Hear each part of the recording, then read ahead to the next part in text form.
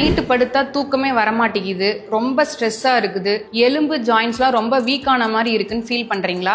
உங்களுக்கு natural calcium rich drink சொல்றேன், note பண்ணிக்கிங்க. அப்படியே இந்த மாதிரி யூஸ்ஃபுல்லான கண்டென்ட்க்கு நம்ம பேஜை ஃபாலோ பண்ண மறந்துடாதீங்க.